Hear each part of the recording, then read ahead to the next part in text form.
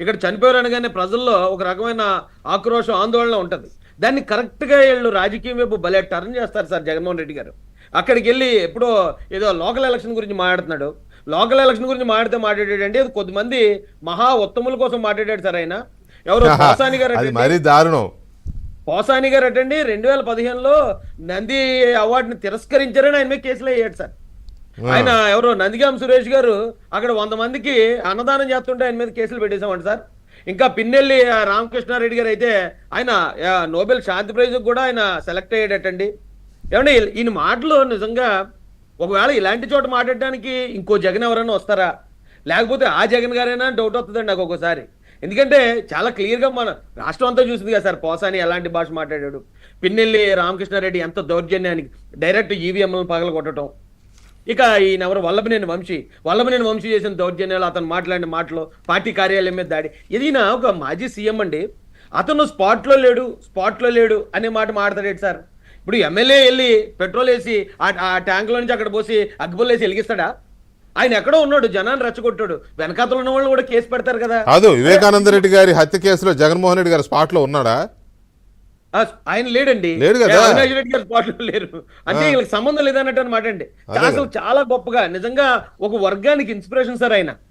ఇవన్నీ కూడా ఆయన దగ్గర పెట్టుకుని మరి ఇంత ఘోరంగా ఆయన అక్కడికి వెళ్ళి అది కూడా ఓ డెడ్ బాడీ దగ్గర, పక్కన భార్య ఆవిడేమో బాధలో ఏడుపులో ఉంది, ఇంకో పక్కన కొడుకు, వీళ్ళని దగ్గర పెట్టుకుని ఆయన మాట్లాడిన మాటలు అసలు చాలా దారుణం సార్. ఇది ఇంకోటి ఏంటంటే ఈయన ఈ మాటల్లో ఒక పాయింట్ దొరికేశాడు సార్. ఈయన ఢిల్లీలో అప్పట్లో ధర్నా చేశాడండి. 32 హత్యలు జరిగాయి ఆంధ్రప్రదేశ్లో అని. అయితే ఇక్కడ లిస్టు చదివాడు ఆయన ఎక్కడ శ్రీశైలం నియోజకవర్గం సీతారాంపురంలో ఎవరో పెద సుబ్బారాయుడట. అక్కడ మరి ఆ హత్య ఎందుకు జరిగిందో నాకు తెలియదండి. అదొక పేరు చదివాడు. రెండోది వినుకొండలో రషీద్ పేరు చదివాడు. ఇప్పుడు మూడోది ఇదేమో ఒకవేళ అక్కడ లోకల్ తగాదాల్లో జరిగిన విషయాల్ని మరి 32 హత్యలు జరిగాయని చెప్పి ఢిల్లీలో చెప్తాడు. ఇక్కడికి వచ్చి లిస్ట్ చదివేటప్పుడు 2 పేర్లు కూడా ఆయన చదవలేకపోయాడండి. అంటే అక్కడ ఒక మాట ఇక్కడ ఒక మాట. ఇలాంటి లెక్కలు మేము తీయాలంటే సార్ 2686 హత్యలు జరిగాయండి 5 సంవత్సరాల వైసీపీ పాలనలో. అందులో 300 మంది బీసీలు, 192 మంది ఎస్సీలు, 11 మంది మైనారిటీలు, 58 మంది ఎస్టీలు, 2000 పైచిలకు మహిళలు చనిపోయారండి. హత్యలు ఇవన్నీ కూడా ఇన్ని హత్యలు జరిగాయి సార్ ఆ వైఎస్ఆర్సీపీ హయాంలో. ఇంక మీరు చెప్పాలంటే మనకు టాప్ ఈ వైసీపీ ఎమ్మెల్యేలు డైరెక్ట్గా ఇన్వాల్వ్ అయిన హత్యలు ఉన్నాయి. ఇందులో ఎమ్మెల్సీలు డైరెక్ట్ గా ఇన్వాల్వ్ అయిన హత్యలు గల్లంతా అయిపోయినాయి కదండి. ఇప్పటి వరకు కొంతమంది అడ్రస్సే లేరు, అసలు ఎక్కడ పోయారో వాళ్ళు ఏమైనా కూడా తెలియదు సార్. అవును కరెక్ట్ అండి, వాళ్ళు ఏమైనా తెలియదు. అంటే దాన్ని కూడా వీళ్ళ పేర్లు మాత్రం చెప్పండి. మరి ఇంకా కొంతమంది ఉత్తములు ఉన్నారు సార్. ఎవరో అనంతబాబు కానీ, లేకపోతే జక్కంపూడి రాజా కానీ, మరి పెట్ల గణేష్ కానీ, మరి ఉత్తములు అందరి పేర్లు ఆయన మర్చిపోయి ఏంటో నాకు తెలియదండి. నిజంగా ఆయన ఆ వెనకేసుకొచ్చే విధానం, ఆయన సపోర్ట్ చేసుకునే విధానం, శవాల దగ్గరికి వెళ్ళి ఆయన రాజకీయం చేసే విధానం ప్రజలు చాలా రోజుల నుంచి మిస్ అయ్యమండి ఎంటర్టైన్మెంట్. ఇప్పుడు మళ్ళీ అందుకున్నాడు, మళ్ళీ ప్రజల్లో ఒక రకమైన ఇది వచ్చింది సార్. మళ్ళీ మొదలుపెట్టాడు అని చెప్పేసి. అంటే ఎవరు నమ్ముతారు సార్ ఇప్పుడు ఇంత దారుణాలు చూసిన కళ్ళతో? ఇప్పుడు జగన్మోహన్ రెడ్డి గారు వచ్చి ఏవో జరిగిపోతున్నాయి. ఇప్పుడు అక్కడక్కడ చిన్న చిన్న గొడవలు జరగటం, లేకపోతే ఒకళ్ళు ఎక్కడన్నా హత్యలు చేసుకోవడం అనేది ఎక్కడా జరిగేదే.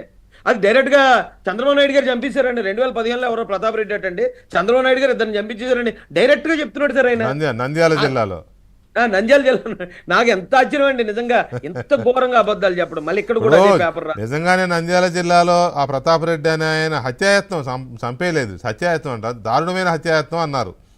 దాన్ని చంద్రబాబు నాయుడు చేయించాడు అని అంటే ఇప్పుడు మీరు చెప్పారు కదా లెక్క, వైసీపీ హయాంలో ఎన్ని వేలు జరిగిన లెక్క చెప్పారు కదా, మరి అవన్నీ జగన్మోహన్ రెడ్డి గారి దగ్గర అనుకోవాలండి. అంతే కదా జగన్మోహన్ రెడ్డి దగ్గర. ఒక్క నిమిషం రాజేష్ గారు. మసూరావు గారు నమస్తే అండి.